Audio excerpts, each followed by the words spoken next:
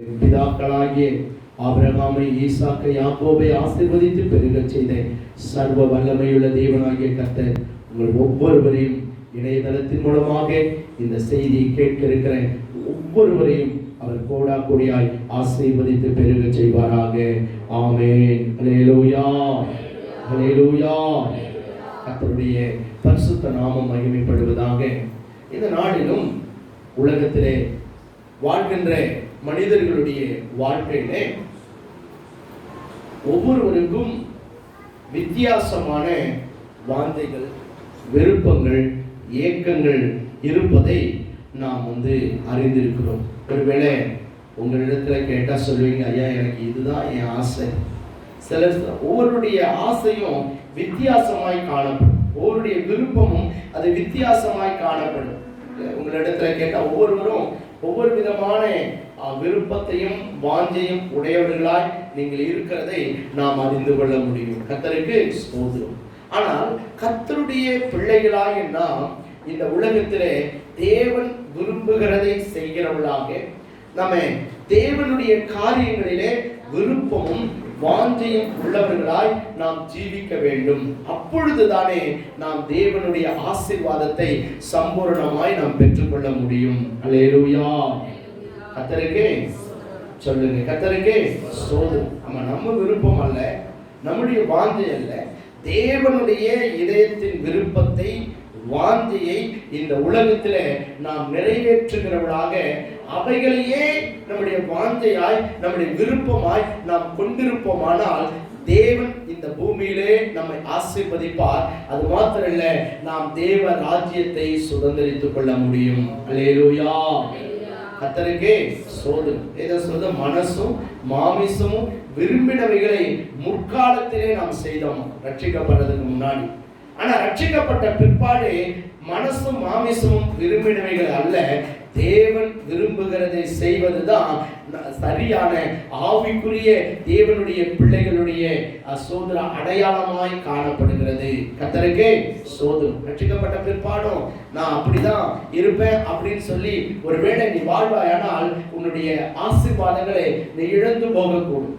ஆகவே இந்த நாளிலே தேவனுடைய பிள்ளைகளாகிய நம்முடைய உள்ளத்திலே இருக்க வேண்டிய வாஞ்சை என்ன, தேவன் எப்படிப்பட்ட வாஞ்சையுள்ளவர்களாய் நாம் வாழ வேண்டும் என்று விரும்புகிறார் என்பதை குறித்து நான் உங்களோடு கூட கர்த்தருடைய செய்தியை நான் பகிர்ந்து கொள்ள விரும்புகிறேன். கர்த்தருடைய பரிசுத்த நாமத்துக்கு மகிமை உண்டாவதாக.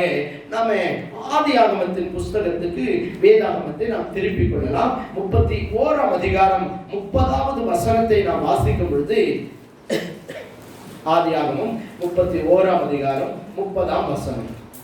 உன் தகப்பனுடைய வீட்டின் மேலுள்ள வாஞ்சையினால் நீ புறப்பட்டு போகலாம், என் தெய்வங்களை ஏன் திருடி கொண்டு போகிறாய் என்று கேட்டார். கர்த்தருக்கு மகிமை உண்டாகட்டும். இங்கே யாக்கோபை பார்த்து லாபான் கேட்கிறதான ஒரு கேள்வியை நாம் பார்க்கின்றோம். யாக்கோபை பார்த்து அவர் சொல்றாரு, உன் தகப்பன் இப்போதும் உன் தகப்பன் வீட்டில் உள்ள வாஞ்சையினால் நீ புறப்பட்டு போகிறதா இருந்தால் போகலாம். அல்லேலூயா. கர்த்தருக்கு ஸ்தோத்திரம். அப்ப ரட்சிக்கப்பட்ட ஒவ்வொரு தேவனுடைய பிள்ளைகளுக்கும் ஒரு வாஞ்சை வேணும். என்ன வாஞ்சை அப்படின்னா, தன் தகப்பன் வீட்டின் மேல் நாம் வாஞ்சையுள்ளவர்களாய் இருக்க வேண்டும். அல்லேலூயா. இந்த யாக்கோபுடைய இந்த சரித்திரம் நமக்கு தெரியும்.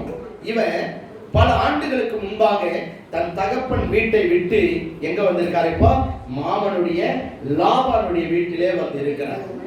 இப்போ அவர் அங்க இருந்த நாட்களிலே கர்த்தர் பல தடவை சொல்றாரு, அப்பா நீ எழுந்து உன் தகப்பன் வீட்டுக்கு என்ன பண்ணு போ.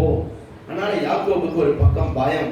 ஏன்னா நான் போனா ஒருவேளை ஏசா என்ன பண்ணுவான், என்ன கொன்று போட்டு விடுவானோ என்கிற பயம்.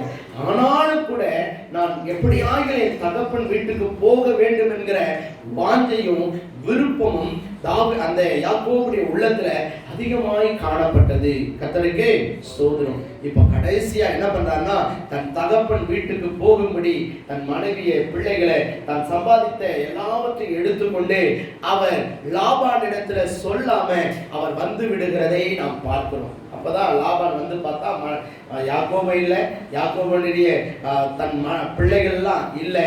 ஸோ அதை பார்த்த உடனே அவன் அவர்களை தேடி வந்து வழியிலே சந்தித்து அவன் சொல்லுகிறான், இப்போதும் உன் தகப்பன் வீட்டின் மேலுள்ள வாஞ்சையினால் நீ புறப்பட்டு போகிறதானால் போகலாம். ஹல்லேலூயா. கர்த்தருக்கு ஸ்தோத்திரம். ஒருவேளை யோசிச்சு பாருங்க, அங்கே நாம் பார்க்கிறோம் தகப்பன் வீட்டின் மேலுள்ள வாஞ்சை என்று சொல்லி இங்கே நாம் வாசிக்கின்றோம். எனக்கு அன்பான கர்த்தருடைய பிள்ளைகளே, ரட்சிக்கப்பட்டிருக்கிற நம் ஒவ்வொருவருக்கும் நம்முடைய தகப்பன் வீட்டின் மேல் நாம் வாஞ்சையுள்ளவர்களாய் காணப்பட வேண்டும். அல்லேலூயா. அவருடைய தகப்பன் வீடு எது? பெத்லகேம். ஆமா, உங்களுடைய என்னுடைய தகப்பன் வீடு எது? பரலோகம். அல்லேலூயா. கர்த்தருக்கு ஸ்தோத்திரம். யோவான் 14ஆம் அதிகாரத்தில் 2ஆம் வசனத்தில் ஆண்டவர் சொல்லும்போது, நான் உங்களுக்காக ஒரு ஸ்தலத்தை ஆயத்தம் பண்ண போகிறேன். நான் போய் உங்களுக்காக ஒரு ஸ்தலத்தை ஆயத்தம் பண்ணின பிற்பாடு நான் இருக்கும் இடத்திலே நீங்களும் இருக்கும்படி நான் வந்து உங்களை என்ன செய்வேன்? அழைத்து செல்லுவேன். கர்த்தருக்கு ஸ்தோத்திரம். நம்ம தகப்பன் வீடு எதுங்க? பரலோகம். அப்போ அந்த வீட்டின் மேல் உங்களுக்கு வாஞ்சை, தாகம், ஏக்கம், விருப்பம் உண்டாயிருக்க வேண்டும். ஒருவேளை இந்த உலகத்திலே நாம் வாழ்ந்தாலும், இந்த உலகத்திலே வாழ்கிற ஒவ்வொரு நாளும் அந்த வீட்டுக்கு நாம் எப்பொழுது போவோம் என்கிற ஏக்கம், தவிப்பு நம்முடைய உள்ளத்துல உண்டாயிருக்க வேண்டும். அதற்காக நாம் ஒவ்வொரு நாளும் நாம் ஆயத்தப்பட வேண்டும். அல்லேலூயா. கர்த்தருக்கு ஸ்தோத்திரம். சில நேரங்களில் வெளிநாடுகளில் போய் வேலைக்கு போகிற பிள்ளைங்க, ஒருவேளை வெளிநாடுகளில் படிக்க போகிற பிள்ளைங்க, சோதரம் அவங்க எப்போ என் தேசத்துக்கு போவேன்னு சொல்லி அவங்க உள்ள ஏங்கிட்டு இருக்கு. எப்போ எங்கள் அப்பாவை பார்ப்பேன், எங்கேப்பா எங்கள் அம்மாவை பார்ப்பேன், எப்போ என் திருச்சபை மக்களை பார்ப்பேன்னு சொல்லி அவங்க உள்ளம் ஏங்கும். ஒருவேளை நான் சில நேரங்களில் வெளியூர்களுக்கு போய் பல மாதங்கள் தங்குகிற பிள்ளைங்க, எப்போ என் குடும்பத்தை போய் பார்ப்பேன் அப்படின்னு உள்ளம் ஏங்கும். ஸோ அதே போலதான் நம்முடைய வீடு இது அல்ல, நம்முடைய தகப்பன் வீடு நமக்கு பரலோகத்திலே இருக்கிறது. அல்லேலூயா. ஆமா, நம்முடைய தகப்பன் அங்கே இருக்கிறார்.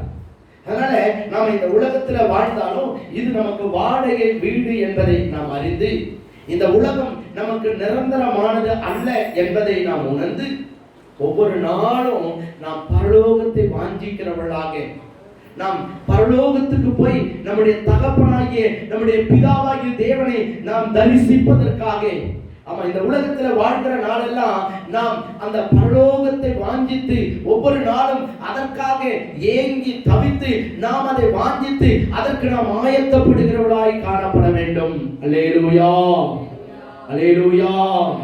கர்த்தருடைய பரிசுத்த நாமத்துக்கு ஸ்தோத்திரம். ஆகவே அதுதான் நம்முடைய வாஞ்சியாய், அதுதான் நம்முடைய விருப்பமாய் இந்த உலகத்திலே காணப்பட வேண்டியது அவசியமாய் காணப்படுகிறது. கர்த்தருக்கு மகிமை உண்டாகட்டும். ஆகவே அந்த வீட்டுக்கு போக நாம் என்ன செய்யணுமா? ஆயத்தமாக வேண்டும். என்னைக்கு இந்த உலகம் முடியும் நம்ம யாருக்குமே தெரியாது. ஆனா வேதம் சொல்லி இருக்கிற கடைசி நாட்களில் நடக்கக்கூடிய சம்பவங்கள்லாம் இன்னைக்கு என்ன பண்ணுது? நடந்து கொண்டு இருக்கிறது. ஒருவேளை நீங்களும் நானும் நம்ம அப்பா வீட்டுக்கு போறதுக்கு ஆயத்தமாயிட்டு இருக்குமோ இல்லையோ, ஆனா இந்த உலகம் அந்தி கிறிஸ்துவை சந்திப்பதற்காக, கர்த்தருடைய வருகையை சந்திப்பதற்காக இந்த உலகம் இன்னைக்கு ஆயத்தமாகி கொண்டிருக்கிறதை நாம் பார்க்கிறோம். கர்த்தருக்கே ஸ்தோத்திரம். அதனுடைய ஒரு அடையாளம் தான் இந்த கொள்ளை நோயாகிய கொரோனா. நீங்க உலகம் முழுவதையும் ஒரு பெரிய பாதிப்புக்குள்ளாய் இந்த கொள்ளை நோய் உண்டாக்கி விட்டதை நாம் பார்க்கிறோம். இப்போ இதிலிருந்து தப்புவதற்கு இப்போ வேக்சினேஷனை அரசாங்கம் கொண்டு வந்து இருக்கிறது. அந்த தடுப்பூசியை எல்லாரும் போட்டுக்கொள்ள வேண்டும் என்று சொல்லி இப்பொழுது அரசாங்கம் சோதரம் என்ன சொல்லியிருக்காங்க? அதுக்கு கட்டாயப்படுத்தி இருக்கிறார். இப்போ அவங்க சொல்றாங்க, ஒருவேளை நீ பிளைட்ல ஏறணும்னா என்ன பண்ணிருக்கணும்? தடுப்பூசி போட்டு இருக்கணும். இப்போ ட்ரெயின் அதை கொண்டு வராங்க. ட்ரெயின்ல ஏறினாலும் என்ன பண்ணிருக்கணும்? தடுப்பூசி போட்டு இருக்கணும். இல்லைன்னா நீ ட்ரெயின்ல போக முடியாது, இல்லைன்னா நீ பிளைட்ல போக முடியாது. இன்னும் கொஞ்ச நாள்ல நீ பஸ்ல போனாலும் என்ன பண்ணிருக்கணும்? தடுப்பூசி போட்டு இருக்கணும். இன்னும் சில காலங்கள், சில மாதங்கள் ஆன உடனே அவங்க சொல்லுவாங்க, நீ வெளியில நடமாடினாலே என்ன இருக்கணும்? தடுப்பூசி போட்டு இருக்கணும். பாருங்க அவங்க எப்படி கண்டுபிடிக்கிறாங்க? நம்ம ஆதார் அட்டையை வச்சு எல்லாத்தையுமே என்ன பண்ணிடுறாங்க? எல்லாம் கண்டுபிடிச்சிடறாங்க.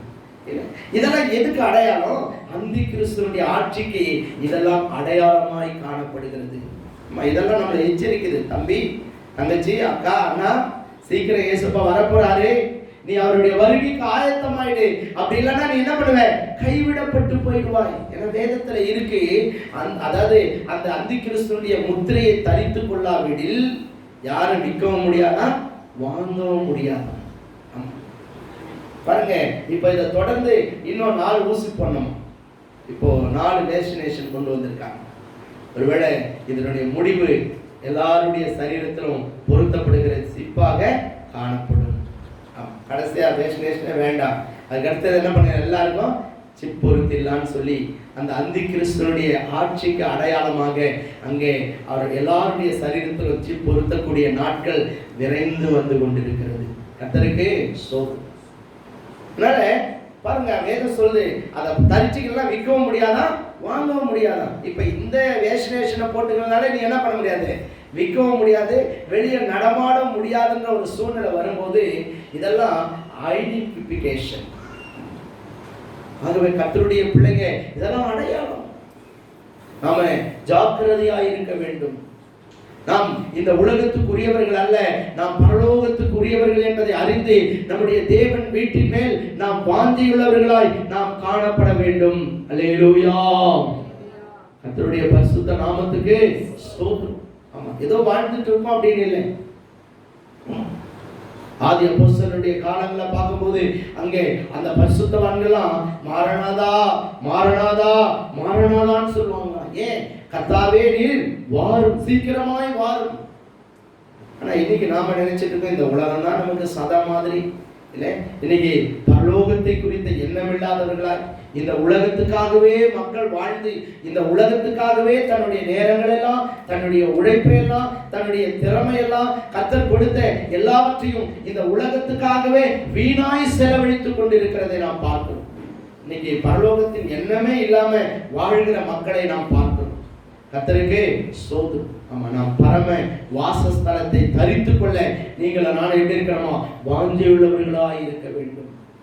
ஆமா, இந்த பூமிக்குரிய கூடாரம் ஒரு நாள் அழிந்து போகும் என்பதை நாம் அறிந்து கைவேலை இல்லாத நித்திய வீடு உங்களுக்காக எனக்காக பரலோகத்திலே நம் தேவன் ஆயத்தப்படுத்தி வைத்திருக்கிறார் என்பதை நாம் அறிந்து அங்கே செல்வதற்கு நீங்களும் நானும் ஆயத்தம் உள்ளவர்களாய் ஒவ்வொரு நாளும் நம்முடைய தகப்பன் வீட்டின் மேல் நாம் வாஞ்சியுள்ளவர்களாய் காணப்பட வேண்டும். அல்லேலூயா.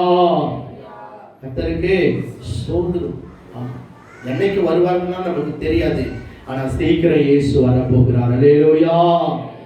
என்னைக்கு இந்த உலகம் அழிய போது தெரியாது, ஆனா சீக்கிரம் அந்தி கிறிஸ்துவனுடைய ஆட்சிக்குள்ள இந்த உலகம் கடந்து போக போகிறது. அல்லேலூயா. அதனால ஒவ்வொரு நாளும் இந்த உலகத்துல நம்ம பயத்தோடு நடுக்கத்தோடு நம்முடைய ஆவிக்குரிய ஓட்டத்தை நாம் வெற்றியாய் ஓடி முடிப்பதற்கு நாம சோதரம் நமக்காய் தேவன் வைத்திருக்கிற அந்த நித்திய ஜீவ கிரீடத்தை பெற்றுக் கொள்வதற்கு கைவேலை இல்லாத அந்த நித்திய வீட்டிலே நீங்களும் நானும் போய் அங்கே தேவனோடு கூட வாசம் பண்ணுவதற்கு நாம் ஒவ்வொரு நாளும் நம்மை ஆயத்தப்படுத்திக் கொள்ள வேண்டும். அல்லேலூயா. கர்த்தருடைய பரிசுத்த நாமத்துக்கு ஸ்தோத்திரம். அதனாலதான் பக்தர் அருமையா பண்ணாரு, என் ஓட்டத்தில் நான் தனிமையில்லை, நேசித்தவர் என்னை வெறுக்கவில்லை. என் ஓட்டத்தில் நான் தனிமையில்லை, நேசித்தவர் என்னை வெறுக்கவில்லை. தகப்பன் வீட்டில் கொண்டு சேர்த்திடுவார், தகப்பன் வீட்டில் கொண்டு சேர்த்திடுவார். நம்புவேன் இறுதி வரை, நம்புவேன் இறுதி வரை. யாக்கோபின் தேவன் என் தேவன், எனக்கென்றும் துணையவரே. என்னாலும் நடத்துவாரே. ஆமென். அல்லேலூயா. அவர் நம்மை நடத்துவார், அவர் நமக்கு துணையாய் இருப்பார். ஆனா இந்த உலகத்துல நம்முடைய ஏக்கம், நம்முடைய வாஞ்சை, நம்முடைய விருப்பம் எதுவா இருக்கணும், நான் எப்படி ஆகிலும் பரலோகத்துக்கு என்ன பண்ணணும், போகணும். ஆமா, அதுக்கு நான் தகுதி உள்ள நான் வாழறதுக்கு தான் இந்த உலக வாழ்க்கை ஆண்டவர் எனக்கு கொடுத்திருக்கிறாரு. அதனால என் நாட்களை நான் வீணாக்கி விடக் கூடாது. கர்த்தர் எனக்கு கொடுத்திருக்கிற இந்த கிருபை நாட்களை நான் புறக்கணித்து விடக் கூடாது. அதனால நாம் பரலோகத்துக்கு உரியவர்கள் என்பதை அறிந்து தகப்பன் வீட்டின் மேல் நாம் வாஞ்சியுள்ளவர்களாய் ஜீவிக்க வேண்டும். ஒருவேளை எஸ்தரை கேட்டா சொல்லுவா, உக்ரைன் தேசத்துல இருந்த போதெல்லாம் இந்த 6 வருஷம் எப்போ லீவு வரும், எப்போ என் நாட்டுக்கே போவேன்னு ஏங்கியிருப்போம். எப்போ போய் நானே எங்க திருச்சபையில் இருக்க அன்பு சகோதர சகோதரிகளை, அப்பாமார்களை, அம்மாமார்களை, எங்க குடும்பத்தை நான் எப்ப பார்ப்பேன், அவ உள்ள ஏங்கி இருக்கும். ஆமா, நம்ம உள்ள கூட ஏங்கணும். எப்ப நம்ம பரலோகத்துக்கு போய் அங்கே நம்முடைய பிதாக்களாகிய ஆபிரகாமை, ஈசாக்கை, யாக்கோபை, தாவீதை, தானியேலை, மோசேயை, இப்படி அந்த பரிசுத்தவான்களெல்லாம் நம்ம எப்ப பார்ப்போம், அவர்களோடு கூட நம்ம எப்ப சேர்ந்து நம்ம அப்பாவை நாம் துதிப்போம், நம்முடைய அப்பாவை நாம் முகமுகமாய் தரிசிப்போம் என்கிற ஏக்கம், தாகம் நம்முடைய உள்ளத்திலே உண்டாயிருக்க வேண்டும். அல்லேலூயா. கர்த்தருடைய பரிசுத்த நாமத்துக்கு ஸ்தோத்திரம். இந்த உலகத்தானுக்கு செத்த அப்புறம் என்ன நம்ம நடக்க போகுதுன்னு அவனுக்கு தெரியாது. அவன் அடுத்தது பாதாளம். ஆனா நமக்கு அப்படி அல்ல. நம் தகப்பன் வீடு நமக்காய் ஆயத்தமாக்கப்பட்டிருக்கிறது. அல்லேலூயா. ஆமா, கர்த்தருக்கு ஸ்தோத்திரம். ஆகவே நாம் பார்க்கிறோம், தகப்பன் வீட்டின் மேல் நாம் வாஞ்சியுள்ளவர்களாய் காணப்பட வேண்டும். இரண்டாவதாக நாம் பார்க்கும் பொழுது வேதம் சொல்லுகிறது, கர்த்தருக்கு ஸ்தோத்திரம். நம்ம வேதாகமத்திலே வாசிக்கும் பொழுது அங்கே 1 பேதுரு 2ஆம் அதிகாரம் 3ஆம் வசனத்தை நாம் பார்க்கிறோம். வாசிங்க. 1 பேதுரு 2ஆம் அதிகாரம் 3ஆம் வசனம். நீங்கள் வளரும்படி புதிதாய் பிறந்த குழந்தைகளைப் போல, என்ன குழந்தையா? புதிதாய் பிறந்த குழந்தைகளைப் போல திருவசனமாகிய களங்கமில்லாத ஞானப்பாலின் மேல் வாஞ்சியாயிருங்கள். எல்லாரும் ஒரு அலையிலே சொல்லாமா? உங்க பக்கத்துல எங்களை பார்த்து சொல்லுங்க, திருவசனமாகிய ஞானப்பாலின் மேல் வாஞ்சியாயிருங்கன்னு சொல்லுங்க. ஆமென், ஆமென், ஆமென். என்ன பாடா இது? என்ன பாருங்க? ஞானப்பால். இல்ல, ஆண்டவர் இதை நம்ம கையில எப்படி கொடுத்திருக்காரு? இலவசமா கொடுத்த. வீட்டுல வாங்குற பாலாவது டெய்லி காசு கொடுத்து வாங்க வேண்டியதா இல்ல? ஆமா. ஆனா ஆண்டவரே அந்த இந்த ஞானப்பாலாகிய கர்த்தருடைய பரிசுத்த வேதத்தை உங்களுக்கும் எனக்கும் ஆண்டவர் கிருபையாய் இலவசமாய் ஆண்டவர் கொடுத்திருக்கிறார். அல்லேலூயா. எதுக்கா? புதிதாய் பிறந்த குழந்தையை போல நாம் வளருவதற்கு இந்த ஞான பாலின் மேல நீங்கள நான் எப்படி இருக்கணுமா? வாஞ்சையாய் இருக்க வேண்டும். அல்லேலூயா.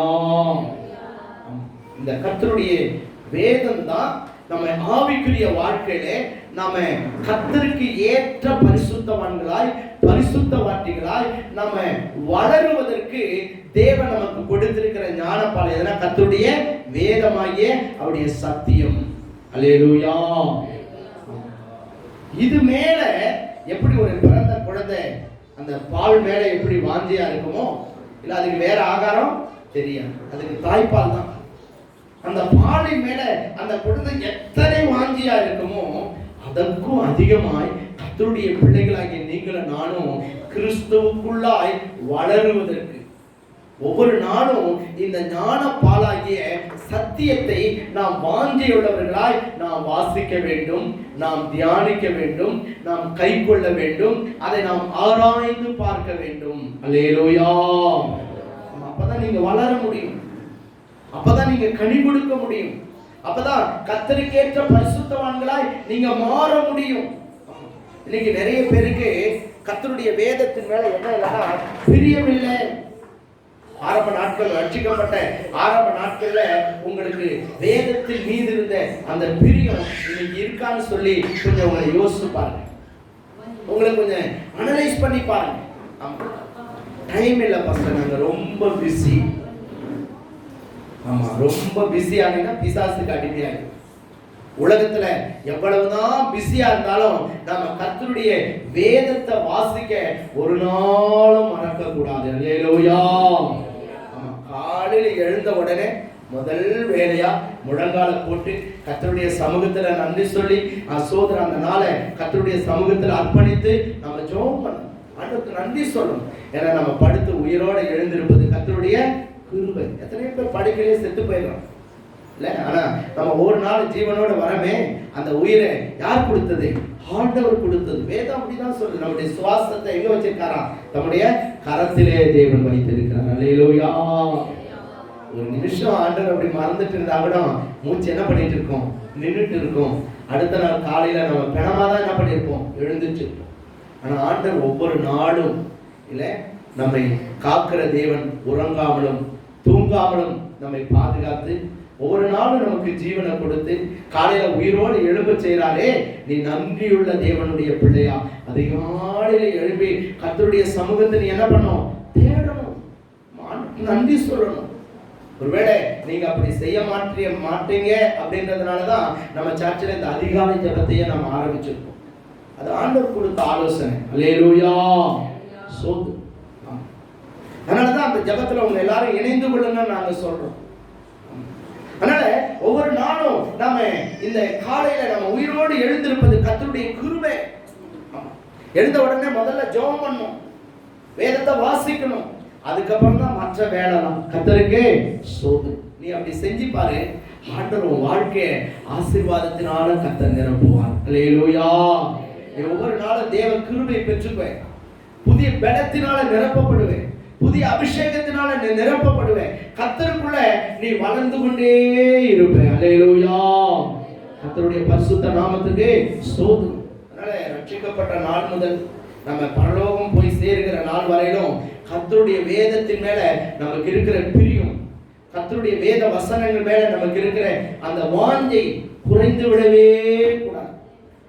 எத்தனை வருஷம் நீ விசுவாசியா இருந்தாலும் சரி, எத்தனை வருஷம் நீ ஊழியக்காரனா இருந்தாலும் சரி, கர்த்தருடைய வேதத்தை வாசிக்காம ஒரு நாளை நீ தொடங்க கூடாது. கர்த்தருக்கு ஸ்தோத்திரம். ஒவ்வொரு நாளும் வேதத்தை வாசிக்கணும், ஒவ்வொரு நாளும் ஜெபிக்கணும், ஒவ்வொரு நாளும் ஜெபத்தோட வேத வாசிப்போட தான் நீ தொடங்கணும். அப்பதான் அந்த நாள் உனக்கு ஆசீர்வாதமா இருக்கும். இங்க நம்ம பார்க்கிறோம், அப்போஸ்தலர்ல 17ஆம் அதிகாரத்திலே 11வது வசனத்தை வாசிக்கும். அப்போஸ்தலர் 17:11. அந்த பட்டணத்தார் மனோவாஞ்சையை வசனத்தை ஏற்றுக்கொண்டு காரியங்கள் இப்படி இருக்கிறதா என்று தினந்தோறும் வேத வாக்கியங்களை ஆராய்ந்து பார்த்ததினால் தெசலோனிக்கேயில் உள்ளவர்களை பார்க்கிலும் நற்குணசாலிகளாய் இருந்தார்கள். Praise the Lord. Hallelujah. இங்க பார்க்கிறோம், அந்த பட்டணத்தார் மனோவாஞ்சையாய் கர்த்தருடைய வசனத்தை அவர்கள் ஏற்றுக்கொண்டு வேத வாக்கியங்களை அவர்கள் ஆராய்ந்து பார்த்ததினால் தெசலோனிக்கேயில் உள்ளவர்களை பார்க்கிறோம், அவங்க எப்படி இருந்தாங்களா? நற்குணசாலிகளாய் விளங்கினார்கள். அல்லேலூயா. உங்களுடைய எண்ணெயம் பாருங்க, நீங்க வாசிக்கிறோம் இந்த பெரேயா பட்டணத்தார். தெசலோனிக்கே அங்க சபை இருக்கு, இங்க பெரேயாவுல சபை இருக்கு. ஆனா அந்த தெசலோனிக்கேயில உள்ள விசுவாசிகளை பார்க்கிறோம், இந்த பெரேயா பட்டணத்தில் இருக்கிற விசுவாசிங்க ஆவிக்குரிய வாழ்க்கையில நல்லா வளர்ந்திருக்காங்க. அவங்க கிறிஸ்துவினுடைய சுபாவங்களை தரித்து கொண்டவர்களாய், அவர்கள் நற்குணசாலிகளாய் இருக்கிறார்கள். அது ஏன் அப்படி நடக்கு அப்படின்னு சொல்லி அவங்க பார்க்கும்போது, அந்த சபை மக்களை விட இந்த திருச்சபை மக்கள் தேவனுடைய வசனத்தை எப்படி ஏற்றுக்கொண்டாங்களா? மனோவாந்தியாய் ஏற்றுக்கொண்டார்கள். அல்லேலூயா. ஆமா, நீங்களும் நானும் கர்த்தருடைய வசனத்தை எப்படி ஏற்றுக்கணும்? மனோவாந்தியாய் ஏற்றுக்கணும். வேத வாக்கியங்களை அனுதினமும், நான் 10 வருஷத்துக்கு முன்னாடி ரட்சிக்கப்பட்ட ஐயா, அப்ப நான் டெய்லி பைபிள் படிச்சேன், பல முறை நான் வேதத்தை படிச்சு முடிச்சுட்டேன். ஓகே, நல்லது. ஆனா அதை விட இப்போ நாம் எப்படி இருக்கிறோம் என்பது முக்கியம். இப்போ ஒவ்வொரு நாளும் கர்த்தருடைய வேத வாக்கியங்களை நாம் ஆராய்ந்து பார்க்க வேண்டியது முக்கியம். ஆமா, ஒவ்வொரு நாளும் இந்த ஞான பாலாகிய கர்த்தருடைய வசனத்தை நாம் பருக வேண்டியது முக்கியம். அல்லேலூயா. குழந்தை பால் குடிக்காம இருந்தா சீக்கிரத்துல அந்த குழந்தை என்ன பண்ணிடும்? மரிச்சு. ஆவிக்குரிய வாழ்க்கை கூட அப்படிதான். ஆமா, தினந்தோறும் தேவனுடைய வசனங்களை நாம் ஆராய்ந்து பார்த்து தேவனுடைய வசனமாகிய இந்த ஞானப்பால நீங்களும் நானும் பருகாம போயிடுவோம் அப்படின்னா ஆவிக்குரிய வாழ்க்கையில நாம் மரித்து போய்விடுவோம். வேத வசனம் நம்ம சாகர வரைக்கும் இந்த ஞானப்பாலின் மேல நம்ம எப்படி இருக்கணுமா? வாஞ்சையாய் இருக்க வேண்டும். ஏன்னா இந்த வேத வசனம் தான் உங்களையும் என்னையும் கிறிஸ்துவுக்கு உரியவர்களாய், கிறிஸ்துவனுடைய அந்த திவ்ய சுபாவங்களை தரித்து கொள்ளக்கூடியவர்களாய் நம்மை மாற்றும். நம்ம வேதத்தை வாசிக்க வாசிக்க வாசிக்க இந்த வேத வசனம் நம்ம கண்டிக்கும். நீ இதெல்லாம் தப்பு பண்ணிட்டு இருக்கப்பா, இதெல்லாம் தவற, இல்ல இந்த விஷயத்தெல்லாம் உன்னால குறைவு இருக்கு, நீ ரொம்ப கோபக்காரனா இருக்கிற, இல்ல நீ ரொம்ப சண்டைக்காரனா இருக்கிற, ஆமா நீ இந்த மாதிரி ரகசிய பாவங்கள்லாம் உனக்குள்ள மறைஞ்சு கிடக்கு, ஆமா நீ இந்த மாதிரி தேவனுக்கு பிரியமில்லாத காரியங்களை இப்படி துணிகரமா செஞ்சுட்டு இருக்க, இதெல்லாம் வேத வாக்கியம் நமக்கு என்ன பண்ணும்? கற்றுக் கொடுக்கும், நம்மளை கண்டிக்கும், நம்மை சுட்டி காண்பிக்கும், நம்மை உணர்த்தும், நாம் சீரடைவதற்கு, நாம் தேவனோடு கூட நல்மனம் பொருந்துவதற்கு, நம்ம தேவனுக்கு ஏற்ற பரிசுத்தவான்களாய் பரிசுத்தவாட்டிகளாய் நாம் மாறுவதற்கு இந்த வேத வசனம் நம்மை சுத்திகரிக்கும். அல்லேலூயா. அப்படிதான் சொல்லுது. வேத வாக்கியங்கள் எல்லாம் தேவ ஆவியினால் அருளப்பட்டு இருக்கிறது. தேவனுடைய மனுஷன் தேறினவனாகவும் எந்த நற்கிரியை செய்ய தகுதி உள்ளவனாக இருக்கும்படிக்கு அவைகள் கடிந்து கொள்ளுதலுக்கும் நீதியை படிப்பதற்கும் ஏற்றதாயிருக்கும். இந்த வேத வசனம் சத்தியத்தை அறிவீர்கள், சத்தியம் உங்களை விடுதலையாக்கும். இன்னைக்கு நிறைய விசுவாசிங்க வாழ்க்கையில இன்னும் பாவத்திலிருந்து விடுதலை இல்லை. ஏன்னா நீ சத்தியத்தை என்ன பண்றது இல்லை? வாசிப்பது இல்லை, அதை தியானிப்பது இல்லை. சத்தியம் தான் நம்மளை பரிசுத்தமாக்கும். வேதம் சொல்றது உங்களுடைய சத்தியத்தினாலே அவர்களை பரிசுத்தமாக்கும். மனுஷனுக்குள்ள இருக்கிற ரட்சிக்கப்படுறதுக்கு முன்னாடி மனுஷன் தான், ஆனா ஆளு பேர் தான் மனுஷன், ஆனா அவன் என்ன இருக்கிறான்? மிருகமா இருக்கிறான். சிலர் பிசாசாவே இருக்கிறான். பிசாசுக்கு என்ன கேரக்டர் இருக்கோ அதெல்லாம் இந்த மனுஷனுக்குள்ள இருக்கு. ஆமா, மிருகத்துக்கு என்ன சுபாவம் இருக்கோ அதெல்லாம் இந்த மனுஷனுக்குள்ள இருக்கு. ஆனா ரட்சிக்கப்பட்டதுக்கு அப்புறம் அந்த மனிதன் தான் பாவி என்பதை உணர்கிறான். இதெல்லாம் கெட்ட குணம் என்பதை அவன் அறிகிறான்.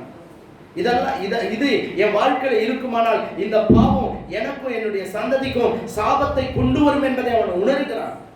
ஆண்டவரே என்னை இப்படிப்பட்ட பாவத்திலிருந்து விடுதலை ஆக்கும் என்று சொல்லி அவன் தேவனை நோக்கி கெஞ்சுகிறான். அப்ப ஆண்டவர் அந்த பாவத்திலிருந்து அவனை சுத்திகரித்து சோதர தேவனுடைய திவ்ய சுபாவங்களை அவன் தரித்து கொள்ளும்படியாய் இந்த வேத வாக்கியம் அவனுக்கு போதிக்கிறது. அவனை சத்தியத்துக்குள்ளாய் இந்த வேத வாக்கியம் நடத்துகிறது. அல்லேலூயா. அதனாலதான் வேதத்தை வாசித்துட்டே இருக்கணும். நீ சாவர வரைக்கும் படிக்கணும். நான் முன்னாடி வாந்தியா இருந்தேன் பாஸ்டர், இப்போ கொஞ்சம் குறைஞ்சிச்சு அப்படின்னா நீ பரலோகம் போக முடியாது. எப்படி அந்த பிறந்த குழந்தை, புதிதாய் பிறந்த குழந்தை அந்த பாலின் மேல் அது வாந்தியா இருக்கோ, அந்த மாதிரி இந்த ஞான பாலாகிய கர்த்தருடைய வேத வசனத்தின் மேல நீ எப்பொழுதும் வாந்தியா இருக்கணும். அல்லேலூயா. அப்பதான் நீ வளர முடியும். எப்போ அந்த வாந்தி உனக்குள்ள குறைஞ்சிச்சோ அப்பயே ஆவிக்குரிய வளர்ச்சி என்ன பண்ணிடும்? தடைபட்டு நீ தேவ மனுஷனா வாழ முடியாது. தேவனுக்கு பிரியமான ஒரு மனிதராய் நீ ஜீவிக்க முடியாது. அதுக்காக ஒவ்வொரு நாளும் தேவனுடைய வசனத்தை நீ வாசிச்சுட்டே இருக்கும். சங்கீதம் 1 சொல்லப்பட்டிருக்கல, இரவும் பகலும் கர்த்தருடைய வேதத்துல பிரியமாயிருந்து தியானமாய் இருக்கிற மனுஷன் பாக்கியவான். அவன் நீர்க்கால்கள் ஓரமாய் நடப்பட்டு தன் காலத்தில் தன் கனியை தந்து இழைந்திராது இருக்கிற மரத்தை போல் இருப்பான். அவன் செய்வதெல்லாம் வாய்க்கும். ஒருவேளை நீ வேத வாக்கியத்தை ஆராய்ச்சி பார்க்கறனா நீர்க்காலின் ஓரமாய் நடப்பட்ட மரமா நீ இருக்க மாட்டேன், வனாந்தரத்தில் இருக்கிற மரத்தை மாதிரி இருப்பேன். இலை உதிர்ந்த மரத்தை போல இருப்பேன், பட்டு போன மரத்தை போல இருப்பேன். எல்லாம் தோல்வியா இருக்கும். ஆகவே கர்த்தருடைய வேதமாகிய இந்த ஞான பாலின் மேல் நாம் வாஞ்சியுள்ளவர்களாய் இருக்க வேண்டும். அப்பதான் நாம கிறிஸ்துவை போல இந்த உலகத்திலே மாற முடியும். அல்லேலூயா. நல்ல டெய்லி டைம் கிடைக்கும் போதெல்லாம் வேதத்தை வாசிங்க. ஒரு நாள் வேதத்தை வாசிக்காம வேலைக்கு போகாதீங்க. வேதத்தை வாசிக்காம சாப்பிடாதீங்க. வேதத்தை வாசிக்காம படுக்கைக்கு போகாதீங்க. நம்ம வளருவதற்கு தேவன் கிருபையாய் கொடுத்திருப்பது இந்த ஞானப்பாலாகிய கர்த்தருடைய வேதம். அல்லேலூயா. ஆமா, இன்னைக்கு எத்தனையோ தேசங்கள்ல எத்தனையோ மக்களுடைய கரங்கள் இது இல்லை. ஆனால் ஆண்டவர் உங்களுக்கு எனக்கும் இந்த விலையேற பொக்கிஷத்தை நமக்கு ஈவாய் ஆண்டவர் கொடுத்திருக்கிறாரே, நாம் தேவனுக்கு நன்றி சொல்ல வேண்டும். நீங்க வீட்டில் போய் வாசிங்க. சங்கீதங்களின் புஸ்தகம் 19ஆம் சங்கீதத்தில் 7ஆம் வசனத்திலிருந்து 14ஆம் வசனம் வரைக்கும் வாசிக்கும் பொழுது அங்கே இவைகளை கைக்கொள்ளுகிறதுனால் மிகுந்த பலன் உண்டு என்று சொல்லி வாசிக்கும். தேனிலும் தேன் கூட்டிலிருந்து ஒழுகும் தெளி தேனிலும் இல்லை பொன்னிலும் மிகுந்த பசு பொன்னிலும் இது விரும்பப்படத்தக்கது என்று சொல்லி வேதம் சொல்லுகிறது. அல்லேலூயா. நம்ம வேதத்தை எப்படி விரும்பணுமா? தங்கத்தை விட அதிகமா விரும்பணும். அல்லேலூயா. நீ பொண்ணை சம்பாதிச்சிடலாம், ஆனா இந்த கர்த்தருடைய வசனத்தை சம்பாதிக்க முடியாது. அதனால நேரம் கிடைக்கும் போதெல்லாம் வாசிங்க, வேத வசனத்தை மனப்பாடம் பண்ணுங்க. இந்த சத்தியத்தை உங்க இருதயத்தில் வைத்து சத்தியத்தின்படி நடக்க உங்களை அர்ப்பணிங்க. அப்பதான் நீங்க வளர முடியும், அப்பதான் நீங்க ஆசீர்வதிக்கப்பட முடியும், அப்பதான் நீங்களும் உங்கள் சந்ததியும் இந்த பூமியில நன்றாய் இருக்க முடியும். அல்லேலூயா. அப்பதான் பரலோகத்தை நீங்க சுதந்திரிக்க முடியும். கர்த்தருக்கு ஸ்தோத்திரம். மூன்றாவதாக நாம் இன்னொரு வாஞ்சையை குறித்து நாம் வாசிக்கின்றோம். வேதாகமத்தில் நாம் பார்க்கும் பொழுது, அதாவது சங்கீதங்களின் புஸ்தகம் 84ஆம் சங்கீதம் 10ஆம் வசனத்தை நாம் வாசிக்கலாம். 84:10. 1000 நாளை பார்க்கிறோம், உமது பிரகாரங்களில் செல்லும் ஒரே நாள் நல்லது. ஆகாமிய கூடாரங்களில் வாசமாய் இருப்பதை பார்க்கிறோம், என் தேவனுடைய ஆலயத்தில் வாசற்படியை காத்திருப்பதையே தெரிந்து கொள்வேன். ஹல்லேலூயா. சங்கீதம் 27:4 வாசிக்கலாம். சங்கீதம் 27:4. கர்த்தரிடத்தில் ஒன்றை நான் கேட்டேன், அதையே நாடுவேன். நான் கர்த்தருடைய மகிமையை பார்க்கும்படியாகவும் அவருடைய ஆலயத்தில் ஆராய்ச்சி செய்யும்படியாகவும் நான் என் ஜீவனுள்ள நாளெல்லாம் கர்த்தருடைய ஆலயத்தில் தங்கியிருப்பதையே நாடுவேன். Praise the Lord. ஹல்லேலூயா. இங்க சங்கீதக்காரனாகிய தாவீது தன்னுடைய வாஞ்சை, தன்னுடைய விருப்பம், தன்னுடைய ஏக்கம் என்ன என்பதை இந்த சங்கீதத்திலே அவர் சொல்லுகிறதை பார்க்கணும். கர்த்தரிடத்துல ஒன்றை கேட்டேன், அதையே நாடுவேன். அல்லேலூயா. சொல்றாரு, நான் உன்னை கேட்டேன், அதை தான் நான் உயிரோடு இருக்கிற நாளெல்லாம் நாடுவேன். அது என்ன அப்படின்னா, என் ஜீவனுள்ள நாளெல்லாம் நான் கர்த்தருடைய ஆலயத்தில் தங்கி இருப்பதையும் நான் கர்த்தருடைய ஆலயத்தில் ஆராய்ச்சி செய்வதையுமே நான் என்ன பண்றேன்? விரும்புகிறேன். அல்லேலூயா. நாம் கூட கர்த்தருடைய ஆலயத்தின் மேல நாம் வாஞ்சையுள்ளவர்களாய் காணப்பட வேண்டும். கர்த்தருக்கு ஸ்தோத்திரம். இன்னைக்கு இருக்கிற விசுவாசி அந்த வாஞ்சை குறைந்து போயிருக்கிறத நாம் பார்க்கிறோம். ஆனா அந்த காலத்துல வாழ்ந்த நம்முடைய தகப்பன்மார்கள், நம்முடைய தாய்மார்கள், நம்முடைய மூதாதையர்கள்லாம் கர்த்தருடைய ஆலயத்தை நேசித்த அந்த வண்ணமாய் இன்றைக்கு இருக்கிற விசுவாசிகள், இன்றைக்கு இருக்கிற ஊழியர்கள் கர்த்தருடைய ஆலயத்தை நேசிப்பதே இல்லை. நாம் அதுல குறைவுபட்டு இருக்கோம். அன்றைக்கு அதிகாலையில் எழும்பி கர்த்தருடைய வேதத்தை மார்போடு அணைத்துக் கொண்டு சந்தோஷமா கர்த்தருடைய ஆலயத்துக்கு போனதை நம்முடைய கண்கள் கண்டது. ஆனா இன்னைக்கு எப்படி இருக்காங்க அப்படின்னா, அதெல்லாம் குறைஞ்சு போயிடுச்சு. அந்த தேவ பயம் போயிடுச்சு, தேவனுடைய ஆலயத்தின் மேல இருந்த அந்த வாஞ்சை போயிடுச்சு. இன்னைக்கு கேட்டா, என் பிரதர் வரல, என் சிஸ்டர் வரல, வேலை இருந்தது பாஸ்டர் வரல. வேலையை அவனுக்கு உயிர், அது உனக்கு எல்லாத்தையும் கொடுக்க போறது இல்லை, அப்பதான் உனக்கு எல்லாத்தையும் கொடுக்க போறவர். அல்லேலூயா. இந்த வேலையை கொடுத்தவரே அவர் தான், வேலை செய்வதற்கான பலனை கொடுத்திருக்கிறவர் அவர் தான். நீ கர்த்தருடைய ஆலயத்தை நேசிக்கும் போதுதான் நீ வளர முடியும், நீ வாழ முடியும், நீ செழிக்க முடியும், நீ உயர முடியும். அல்லேலூயா. நீங்க இந்த தாவீதை பார்க்கணும். நமக்கு தெரியும், அவன் சாதாரண ஒரு ஆடு மேய்க்கிற ஆட்டு இணையம். ஆனா அவனை கொண்டு போய் கர்த்தர் சமஸ்த இஸ்ரவேலை ஆளுகை செய்கிற ராஜாவா கர்த்தர் சிங்காசனத்தின் மேல அவரை அமர பண்ணினதை நாம் பார்க்கிறோம்.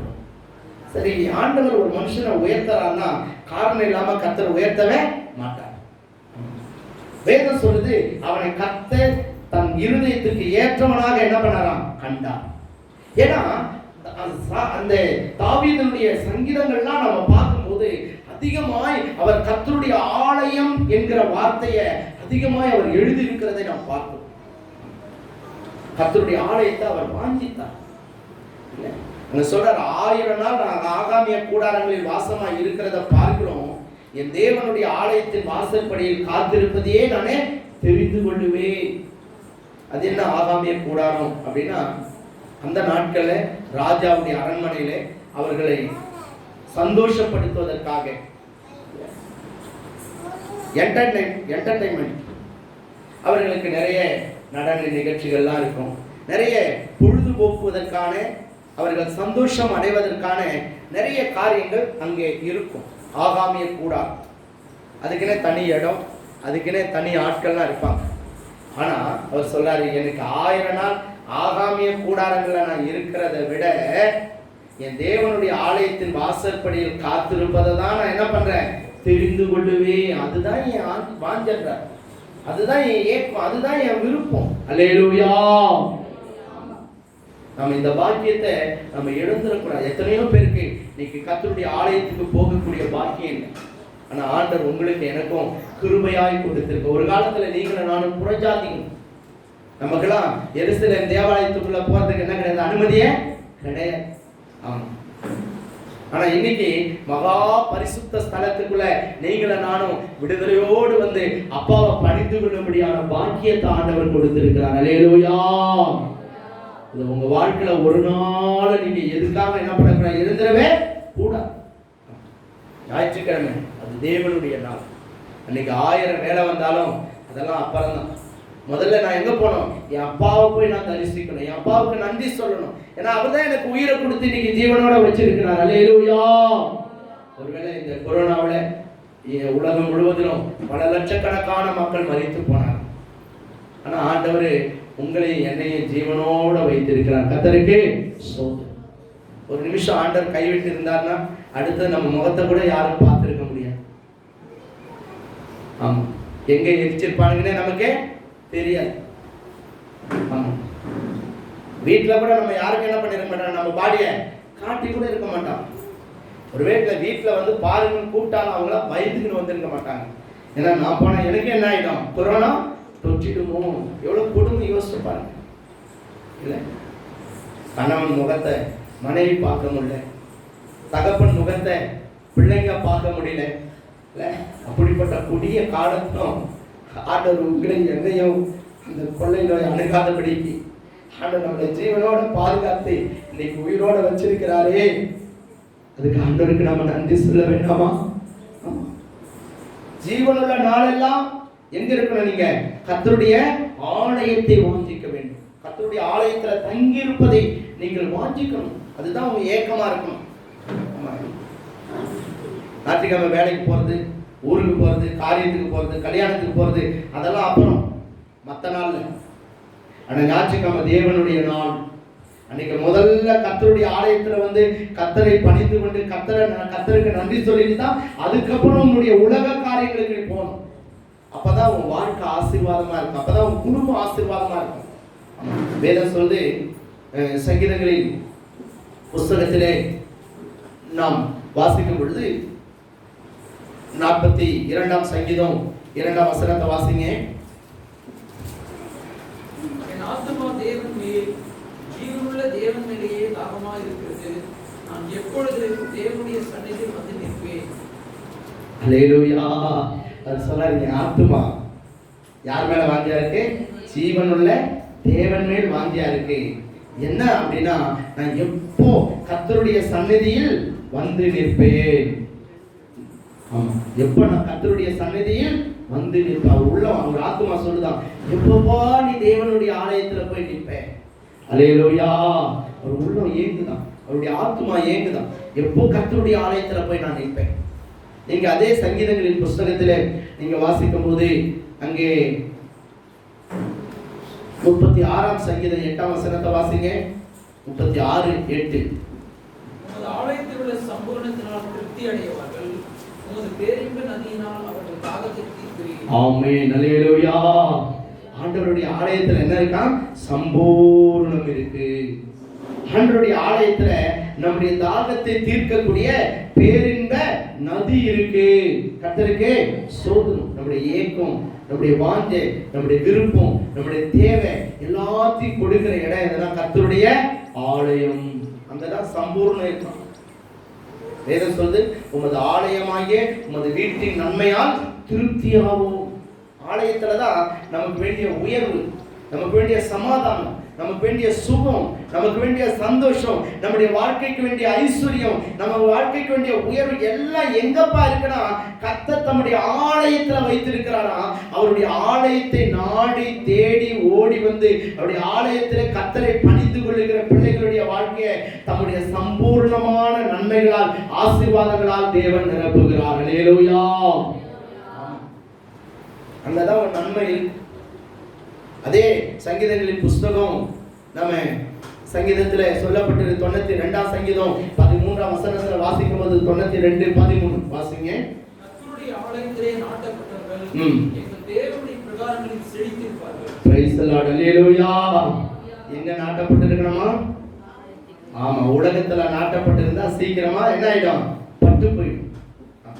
சில விசுவாசிங்க அப்படிதான்.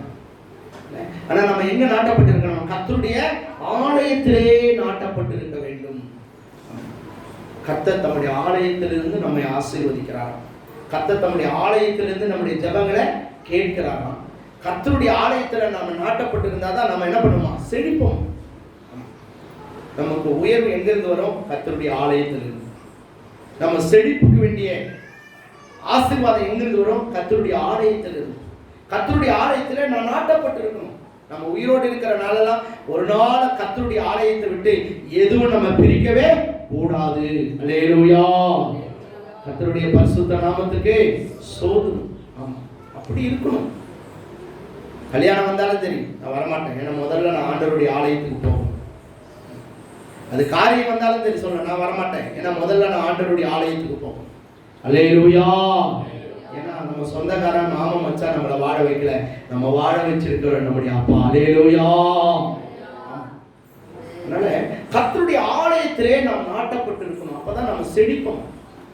நீங்க இந்த தாவீதினுடைய சரித்திரத்தை நாம் பார்க்கும் பொழுது 2 சாமுவேலின் புஸ்தகத்திலே 7ஆம் அதிகாரத்திலே 1ஆம் வசனத்தை வாசிங்க. 2 சாமுவேல் 7ஆம் அதிகாரம் 1ஆம் வசனம். கர்த்தர் ராஜாவை சுற்றிலும் இருந்த அவருடைய எல்லா சத்துருக்களுக்கும் அவனை நீங்களாக்கி இளைப்பாற பண்ணியபோது அவன் தன் வீட்டிலே வாசமாய் இருக்கையில் ராஜா தீர்க்கதரிசியாக இருக்கிற நாட்டானை நோக்கி பாரும், தேர்வு மரங்களால் செய்யப்பட்ட வீட்டிலே நான் வாசம் பண்ணும்பொழுது தேவனுடைய பெட்டி திரையின் நடுவே வாசமாய் இருக்கிறதே என்றான்.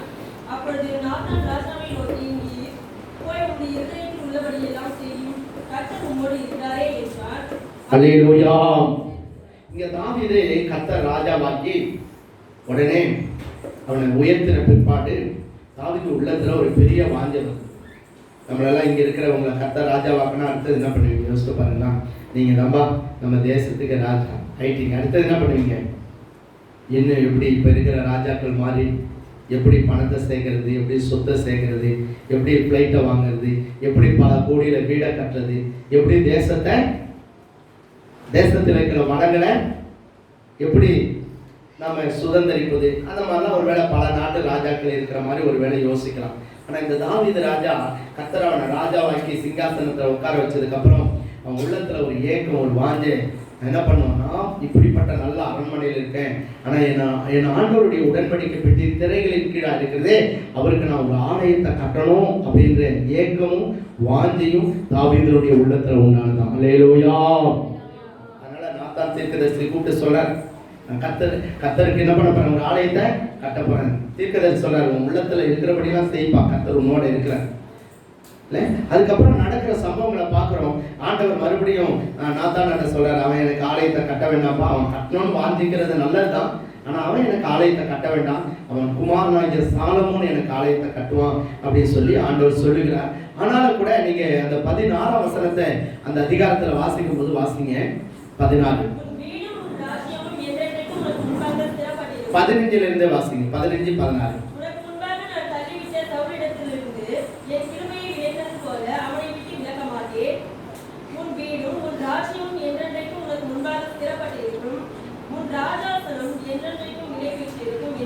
உன் ராஜாசனம் என்றென்றைக்கும் நிலைத்திருக்கும் என்றார். அல்லேலூயா. இவன் கர்த்தருக்கு ஆலயத்தை கட்டணும்னு சொன்னாரு. ஆனா ஆண்டவர் சொல்றாரு, தாவீதே, இப்படிப்பட்ட வாஞ்சை உன் உள்ளத்துல உண்டானபடினால நான் உன்னை மட்டும் இல்லை, உன் சந்ததியை நான் ஆசீர்வதிப்பேன். உன் சந்ததி ஆசீர்வதிக்கிறது மட்டும் இல்லை, உன் இந்த சிங்காசனம் உன் சந்ததியை விட்டு என்றைக்கு என்ன பண்ணாது, ஒழிந்து போகாது. இந்த ராஜா ஸ்தானத்துல நீ மட்டும் இல்ல, உன் பிள்ளைகளும் உன் சந்ததியும் என்றென்றைக்கும் நிலைத்திருப்பார்கள் என்று சொல்லி கர்த்தர் அத்தனை பெரிதான ஆசீர்வாதத்தை தாவீதுக்கும் அவன் சந்ததிக்கும் ஆண்டவர் கொடுக்கிறதை நாம் பார்க்கிறோம். அல்லேலூயா. ஆமா, நீங்களும் உங்க சந்ததியும் என்றென்றைக்கு இந்த பூமியில ஆசீர்வாதமா இருக்கணும் அப்படின்னா நீங்க தேவனுடைய ஆலயத்தை வாஞ்சிங்க, தேவனுடைய ஆலயத்துல தங்கி இருப்பதை விரும்புங்க. இந்த உலகத்துல ஒருவேளை அரண்மனையில இருக்கிறத விட என் அப்பாவுடைய ஆலயத்துல போய் நான் தங்கி இருக்கணும்ன்றதை எப்போதும் வாஞ்சி உள்ளவங்களா இருங்க. கர்த்தருக்கு ஸ்தோத்திரம். நீங்க இன்னும் 1 நாளாகமும் 29 அதிகாரத்துல அங்கே 1ஆம் வசனத்திலிருந்து வாசிக்கும் போது அங்கே தாவீது ஆலயத்தை கட்டணும் வாஞ்சிச்சாரு, ஆண்டவர் வேணான்ட்டாரு. ஆனா அவருடைய குமாரனாகிய சாலமோன் ராஜாவாகி ஆலயத்தை கட்டுகிறார். அப்போ தாவீது சொல்றாரு, கர்த்தருடைய ஆலயத்தின் மேல் நான் வைத்திருக்கிற வாஞ்சையினால் ஏராளமான வெள்ளியும் பொன்னையும் மரங்களையும் கற்களையும் கர்த்தருடைய ஆலயத்துக்கு என்ன பண்ண சபதரித்தேன். இது இல்லாம எனக்கு உண்டான வெள்ளியையும் பொன்னையும் கற்களையும் நான் எல்லாத்தையும் என்ன பண்றேன், கர்த்தருடைய ஆலயத்துக்காய் நான் கொடுக்கிறேன். அல்லேலூயா. சிலர் சொல்லுவோம், நான் கர்த்தருடைய ஆலயத்தை நேசிக்கிறேன் பாஸ்டர் அப்படின்னு. ஆனா கிரியை இல்லையானால் கிரியை இல்லாத விசுவாசம் செத்தது. தாவீது கர்த்தருடைய ஆலயத்தை நேசித்ததுனாலதான் ஆலயத்தை கட்டணும்னு அவர் பிரயாசப்படுறார். ஒருவேளை கட்ட முடியல, அதுக்கு அடுத்தது என்ன பண்றாரு, அந்த ஆலயம் கட்டப்படுவதற்கான எல்லாவற்றையும் இவர் சேகரிக்கிறார். சேகரித்தது மட்டும் தனக்கு உண்டான வெள்ளியும் பொன்னையும் கர்த்தருடைய ஆலயத்துக்காய் கொடுக்கிறார். அல்லேலூயா.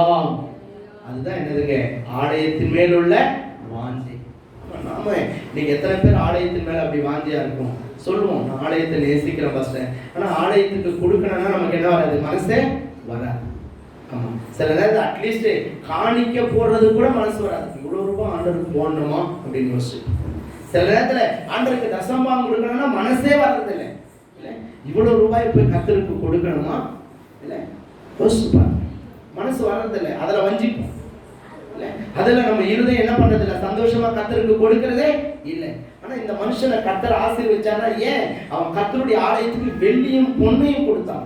தனக்கு உண்டான எல்லாவற்றையும் கர்த்தருடைய ஆலயத்துக்காக கொடுத்துட்டு சொல்றாரு, ஆண்டவரே நாங்க இப்படி கொடுப்பதற்கு நாங்கள் எம்மாத்திரமா எல்லாம் உங்க கையிலிருந்து வாங்கினோம், எல்லாம் உம்முடையது, அதை திரும்ப உமக்கு என்ன பண்ணிருக்கிறோம், கொடுத்திருக்கிறோம். அவர் சொல்றாரு, இதெல்லாம் எந்த இல்லப்பா, இதெல்லாம் நீங்க தான் கொடுத்தீங்க. அல்லேலூயா. ஆமா, இந்த மனநிலை எப்போதும் நமக்கு இருக்கணும். இந்த வேலை கர்த்தர் கொடுத்தது, இந்த சம்பளம் கர்த்தர் கொடுத்தது, இந்த வருமானம் கர்த்தர் கொடுத்தது, எல்லாமே நமக்கு கர்த்தரால் கொடுக்கப்பட்டிருக்கிற ஈவு. கர்த்தருக்கு ஸ்தோத்திரம். அதை அவருடைய ஆலயத்தின் வளர்ச்சிக்காக, அவருடைய ராஜ்யத்தின் மகிமைக்காக, இல்ல அவருடைய ஆலயங்கள் கட்டப்படுவதற்காக, அவருடைய ஊழியங்கள் வளருவதற்காக நாம பிரயாசப்படணும். அதுக்காக தாராளமா கொடுக்கணும், ஜெபிக்கணும், ஆத்துமாக்களை அறுவடை செய்து கர்த்தருடைய ஆலயத்துல கொண்டு வந்து சேர்க்கணும். நேரம் கிடைக்கும் போதெல்லாம் கர்த்தருடைய ஆலயத்துல வந்து உபவாசித்து ஜெபிக்கணும். அல்லேலூயா.